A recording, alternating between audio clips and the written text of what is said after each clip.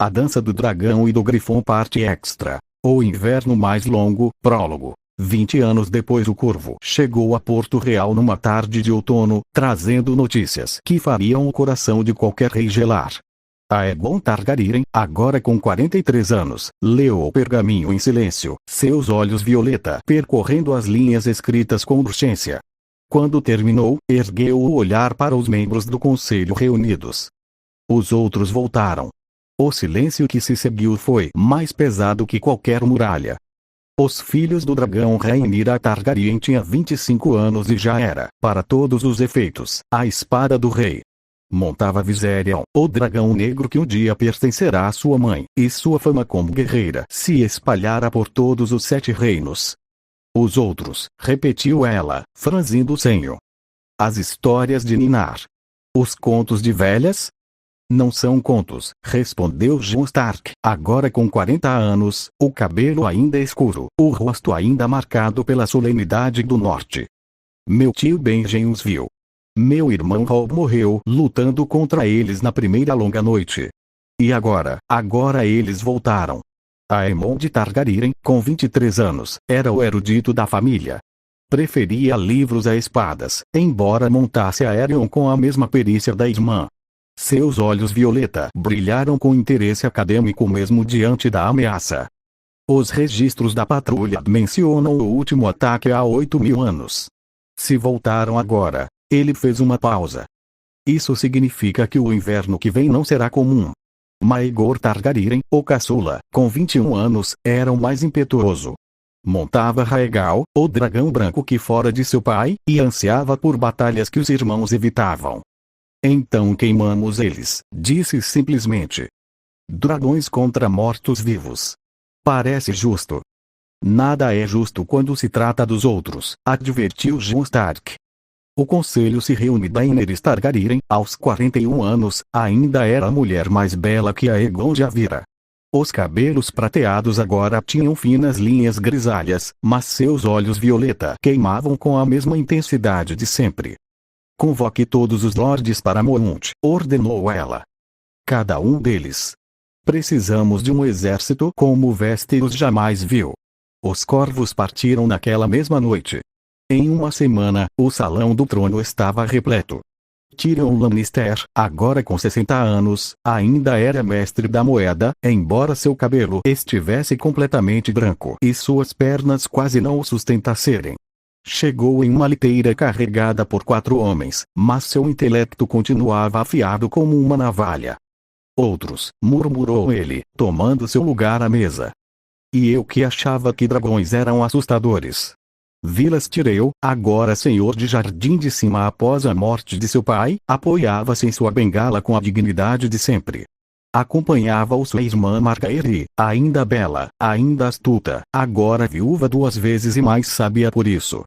Gendry Baratheon, Lorde de Ponta Tempestade, tinha o físico robusto do pai e o coração simples do ferreiro que um dia fora. Sua esposa, uma senhora das terras fluviais, estava grávida do 4º filho. Edmure Tully, velho e cansado, mas ainda com o mesmo sorriso bondoso de sempre, representava as terras fluviais. Seu filho mais velho, Brynden, estava a seu lado, aprendendo os caminhos da política. Robert Arryn, finalmente crescido, era um homem magro e doentio, mas com uma inteligência aguçada que poucos percebiam. Euron Royce, nonagenário mas ainda firme, estava a seu lado como conselheiro.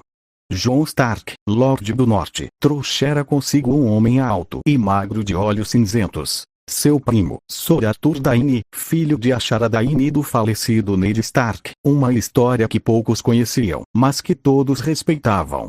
Yara Greyjoy, ainda a rainha das Ilhas de Ferro, agora com cabelos inteiramente grisalhos, sentava-se com as pernas cruzadas sobre a mesa, desafiando qualquer um a comentar.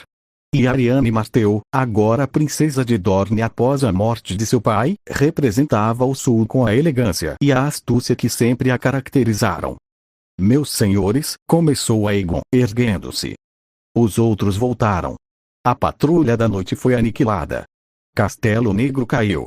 A muralha está de pé, mas por quanto tempo, ninguém sabe. A muralha foi construída para detê-los, observou Vilas Tyrell. Com magia antiga. Magia que pode não ser suficiente, respondeu John Stark. Meu tio Benjen, que serviu na patrulha por décadas, diz que a muralha está enfraquecendo. Que os feitiços estão se desgastando com o tempo. E o que podemos fazer? Perguntou Gendry, franzindo a testa. Além de rezar. Podemos lutar, disse Maegor, com um entusiasmo que sua mãe silenciou com um olhar. Podemos lutar, confirmou Aegon. Mas não como lutamos contra os Lannister. Os outros não sentem medo. Não se rendem. Não negociam. Eles só querem uma coisa: morte eterna para todos os vivos. O silêncio pairou sobre a sala. Quantos homens podemos reunir? Perguntou Tyrion, prático como sempre. O norte pode dar 20.000, respondeu Jon Stark. Se tirarmos todos os homens capazes, talvez 25. O vale contribui com 15.000, disse Robert Arryn. As terras fluviais com 12, acrescentou Edmure. As terras da tempestade com 10, completou Gendry. A Campina com 40.000, disse Vilas. Mas metade precisa ficar para plantar e colher. Sem comida, não há exército.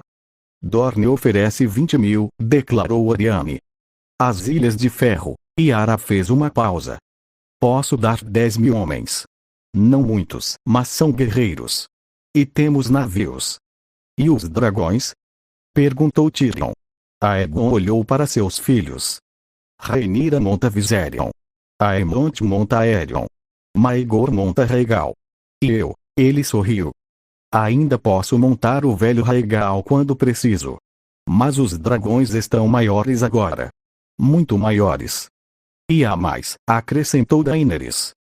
Os ovos que Illyrio nos deu há 20 anos, alguns chocaram. Temos 6 dragões agora. Não totalmente crescidos, mas crescendo rápido. 6 dragões. A informação correu pela sala como fogo. Com 6 dragões, murmurou Tyrion, talvez tenhamos chance. A partida o exército partiu 3 meses depois. 100.000 homens, o maior já reunido desde a conquista de Aegon, marcharam para o norte. 6 dragões cortavam os céus acima deles, suas sombras varrendo a terra como presságios. Aegon cavalgava ao lado de Daenerys, como fizeram tantas vezes antes. As crianças, não mais crianças, estavam à frente, liderando os dragões. Estou orgulhosa deles, disse Daenerys, observando os filhos. Eu também. Mas estou com medo. Medo? Medo de perdê-los. Medo de que este inverno seja mais longo do que podemos suportar. Medo de que, depois de tudo que construímos, Daenerys segurou sua mão. Construímos juntos. E juntos enfrentaremos isso. Se cairmos, cairemos lutando. Mas não vamos cair. Não hoje. Não amanhã. Não enquanto houver fogo em nossas veias. Aegon apertou sua mão. Você sempre soube o que dizer. Você sempre soube ouvir. Beijaram-se sob o olhar dos dragões, como fizeram na primeira noite, como fariam em todas as noites que lhes restassem. A batalha pela muralha. Quando chegaram à muralha, o céu já estava escuro, não de noite, mas de uma escuridão que vinha do norte, uma sombra viva que engolia a luz. Os outros estavam lá. Milhares deles, uma maré de gelo e morte, avançando em silêncio terrível. À frente, montados em cavalos esqueléticos, cavaleiros de armadura gelada, com olhos azuis como estrelas frias. Formem linhas! Gritou Jon Stark, sua voz ecoando. Lanças à frente! Arqueiros, preparem! Os dragões desceram. Rhaenyra, em Viserion, liderou o ataque. O dragão negro mergulhou, fogo jorrando de suas mandíbulas, e a linha de mortos-vivos se incendiou. Mas eles continuavam avançando, mesmo em chamas, mesmo queimando. Não param! Gritou Aemond, em Aerion. Então queimem mais! Respondeu Maegor, em Rhaegal. Os 6 dragões atacaram em ondas, fogo caindo do céu como chuva de estrelas. A cada passagem, centenas de criaturas eram destruídas. Mas a cada centena, milhares mais surgiam das trevas. A batalha durou 3 dias. No primeiro dia, os vivos seguraram a linha. Os Imaculados, agora liderados pelos filhos daqueles que servira Daenerys, mostraram por que eram lendários. Nem a morte os fazia recuar. No segundo dia, a linha rompeu. Os outros infiltraram-se pelas brechas, e a luta tornou-se corpo a corpo, desesperada, selvagem. Maegor foi derrubado de Rhaegal e lutou com espada e fogo até ser resgatado pela irmã. No terceiro dia, quando tudo parecia perdido, Aegon tomou uma decisão. Precisamos matar o Rei da Noite, disse ele a Jon Stark. Sem ele, os outros cairão. Como? Como chegar até ele? Com dragões. Com fogo. E com sorte. Aegon montou em Rhaegal, o dragão branco, seu companheiro de tantas batalhas, e voou para o coração da escuridão. Daenerys gritou seu nome, mas ele não o ouviu. Rhaenyra, Aemond e Maegor seguiram o pai, seus dragões formando uma flecha de fogo e escamas. Lá estava ele, o Rei da Noite. Montado em um dragão morto, um dos antigos, dos tempos de Valíria, ressuscitado pelo gelo. Seus olhos azuis brilhavam como estrelas frias. Agora! Gritou Aegon. Os 5 dragões atacaram juntos. O fogo encontrou o gelo numa explosão que iluminou o mundo. O sacrifício quando a luz se dissipou, o Rei da Noite havia caído. Mas Rhaegal também caíra. Aegon estava no chão, o corpo quebrado, o sangue escorrendo de feridas que não cicatrizavam. Daenerys correu para ele, ajoelhou-se na neve, segurou sua mão. Não, sussurrou ela. Não. Você prometeu. Prometeu que ficaríamos juntos. Aegon sorriu, um sorriso fraco, cheio de sangue. Ficaremos. Só, um pouco mais separados. Só por um tempo. Não. Cuide deles, Dany. Cuide dos nossos filhos. Cuide do reino. Ele apertou sua mão com a pouca força que lhe restava. Eu te amo. Desde o primeiro dia no Shimair. Desde a primeira noite. Desde sempre. Eu também. Eu também, Aegon. Não me deixe. Nunca vou deixar você. Estarei em cada chama. Em cada dragão. Em cada amanhecer. Seus olhos começaram a se fechar. Fogo e sangue, minha rainha. Fogo e sangue, meu rei. Ele sorriu uma última vez. E então seus olhos se fecharam para sempre. Daenerys inclinou a cabeça sobre o peito do marido e chorou. Os dragões, lá no alto, soltaram um rugido que ecoou pelo mundo inteiro. Um lamento. Uma despedida. Uma promessa. O epílogo. A rainha que nunca se curvou. Daenerys Targaryen governou por mais 30 anos. Nunca se casou novamente. Já tive o melhor, dizia a quem perguntava. O resto seria comparação. Viu seus filhos crescerem, casarem, terem filhos. Viu os netos correrem pelos corredores da Fortaleza Vermelha, montarem dragões jovens, aprenderem as histórias do avô que nunca conheceram. Viu o reino prosperar como nunca antes. A paz que Aegon sonhara tornou-se realidade sob suas mãos firmes e seu coração sábio. Todas as noites, subia à torre mais alta da Fortaleza Vermelha e olhava para o norte. Para onde ele estava. Para onde uma parte dela sempre estaria. Aegon, sussurrava ao vento. Sinto sua falta. E o vento, às vezes, parecia responder. Quando finalmente partiu, aos 71 anos, cercada pelos filhos, netos e bisnetos, Daenerys sorriu. Estou indo, disse. Finalmente. E naquele momento, todos os dragões de Westeros ergueram a cabeça e rugiram. Um coro de fogo e luto e celebração. Dizem que, naquela noite, 2 sombras foram vistas voando juntas no céu, um dragão branco e um dragão verde, dançando entre as estrelas como não faziam há décadas.